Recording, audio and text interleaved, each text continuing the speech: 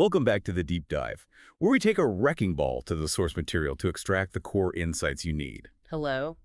Our mission today takes us deep into the turbulent, trauma-ridden interwar period. That's 1919 to 1939. Right, an era where everything people thought they knew just shattered. Completely. That stretch of history was defined by this unprecedented crisis. You have the shock of World War I, and then, boom, the Great Depression hits in 1929. And that created a crisis of faith Right. in liberal democratic systems. A profound one. People were just desperate for security, for order, and that meant the political imagination of the masses was, well, it was up for grabs. And as we look at the sources, we're going to zero in on one of the most destructive solutions that was proposed. Fascism.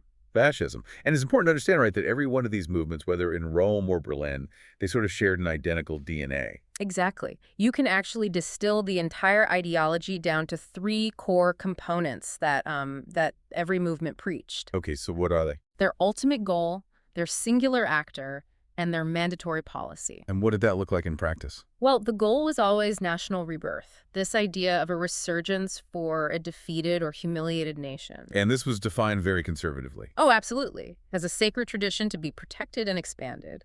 Then the actor was the people, the Volk, this human component bound by shared, often romanticized traditions. As a policy. All power, all policy was centralized in the party leader, the autocrat, the deuce, the Führer, the one who supposedly embodied the national will. Okay, let's unpack that structure then. Yeah. The first example has to be Italian fascism. It's interesting that the whole thing didn't start with Hitler. It started with Mussolini. And he exploited very specific Italian fears.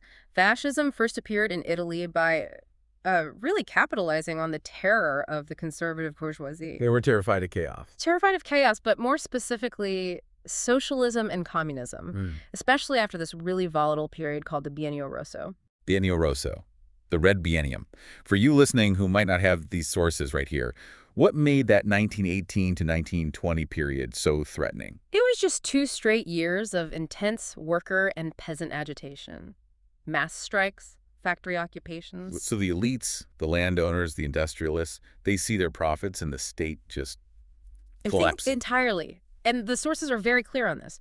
Their response was to finance counter-movements, these violent fascist militias called the squadristi. To physically crush the strikes. To crush strikes, impose discipline. It was essentially a financial transaction. Capitalism hiring paramilitary muscle to protect its interests. And the muscle they hired was Mussolini, a former socialist, ironically. Expelled from his own party for being too aggressively nationalist, his movement, the Fasci Italiani di Combattimento, it moved from street violence to state control very, very quickly. Was that a purely revolutionary thing, or was there complicity from the establishment? Major complicity. The March on Rome in October 1922, it was a mass demonstration, but it only worked as a coup because the Italian king refused to stop them. He just invited Mussolini to form a government. He did, but the definitive start of the dictatorship, you could argue, is the 1924 assassination of Giacomo Matteotti. The socialist parliamentarian who had called them out.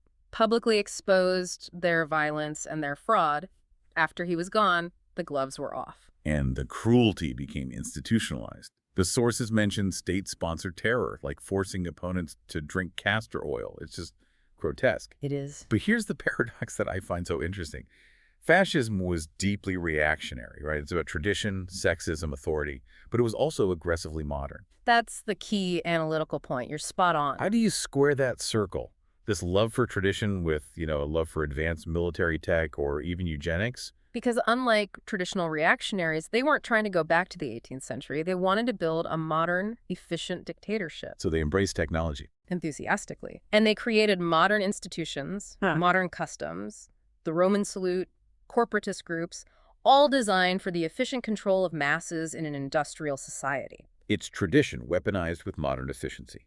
Okay, that makes sense. Let's connect that drive for efficiency to the ideological pillars of the state, starting with the rejection of thinking itself. We can identify 4 defining pillars, and the first, and maybe the most corrosive, is irrationality. An anti-Enlightenment stance. A total rejection. No rational debate, no constructive criticism.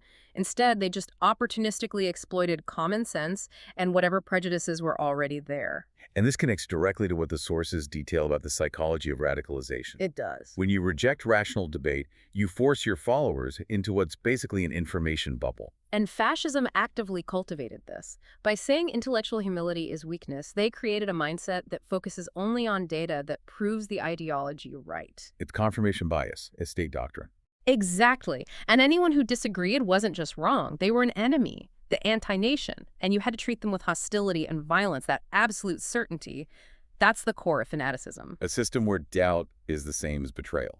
So what are the other pillars that held this up? The second is an aggressive, strong nationalism. It's obsessed with concepts like irredentism. And claiming lost territories. Right, and revanchism, so a desire for revenge.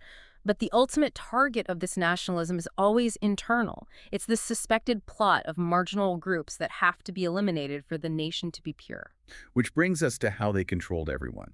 Totalitarianism and corporatism. Totalitarianism meant total control, from the leader through the single party, and it demanded active emotional support, not just passive acceptance. And corporatism was how they enforced it physically. Yes, society was organized into party-controlled associations for workers, women, children, everyone. It effectively eliminated class struggle by just imposing the state's will.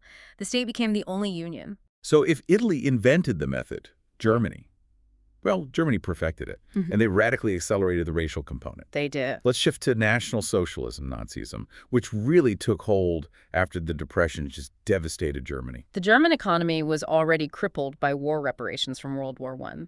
The 1929 crash was catastrophic, so you see the same pattern as Italy. The powerful conservative elites get scared.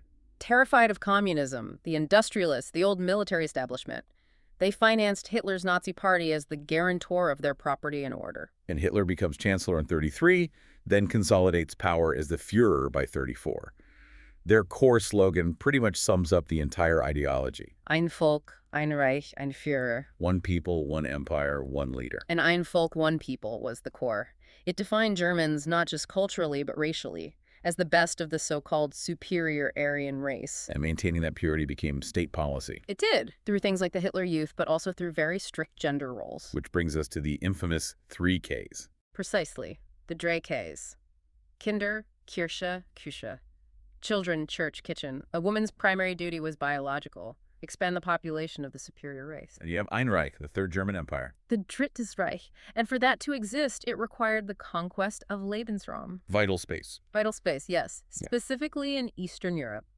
The ideology demanded that the superior race needed more land, more resources to expand. And this is where Nazism really diverges, with that horrifying emphasis on the racial component, on eugenics. Social Darwinism as a massive state project, yes. That biological justification is what really separated them from the Italians, and it justified the vast scale of internal control. The Gestapo. The Gestapo, and tragically, the construction of concentration camps to eliminate anyone deemed biologically or politically undesirable. And throughout the 1930s, this fascistization just spreads like wildfire. The rejection of liberal compromise seemed contagious. It was a pan-European trend. Even dictatorships that weren't officially fascist started adopting the tactics. Extreme nationalism, militarism, finding an internal enemy. The consensus was that the liberal age was weak and it was over. Okay, now let's talk about the elephant in the room. The huge economic flaw that made a world war not just possible, but inevitable. And the sources are crystal clear on this. Fascism did not solve the economic crisis, it just disguised it. Their policy of autarky, economic self-sufficiency. For industrialized nations like Germany and Italy, who didn't have huge resource empires, it was a nationalist fantasy. It was impossible to sustain internally. So if they couldn't generate wealth through trade, how did they create this economic miracle of low unemployment? Through immense state control, fixed low wages, and most critically, massive public debt that they poured into rapid rearmament. They were just borrowing to build up the military. Heavily. It created the illusion of a booming economy, but the state was sinking into a debt that could only be repaid one way. Which brings us back to the psychological flaw. The ideology, built on this irrational certainty, it forced the economy into a corner. Exactly. War wasn't a choice anymore. It was the only way to pay the bills and to seize the resources they needed for autarky. A zero-sum game. A complete zero-sum game. And that need for resources led directly to the chain of crises. Italy invading Ethiopia, both of them in the Spanish Civil War, Germany annexing Austria and Czechoslovakia. Until finally, the invasion of Poland in 1939. And that triggered World War II. And the terrifying culmination of this entire system, both economic and ideological, came when the war started to go badly for them. When that swift military victory didn't happen, the regime couldn't sustain the fantasy. They didn't have the resources to manage the millions of people they'd captured. And so that internal collapse, combined with the extreme ideology, led directly to the final solution, the systematic industrial extermination of the Jewish people. It was the final, devastating expression of an ideology that started by defining intellectual dissent as biological treason. So, if we summarize this deep dive, the interwar period is just a catastrophic lesson in what happens when economic crisis fuels ideologies that promise order by rejecting rational thought. It is. The ultimate goal of national rebirth required the total elimination of the national enemy.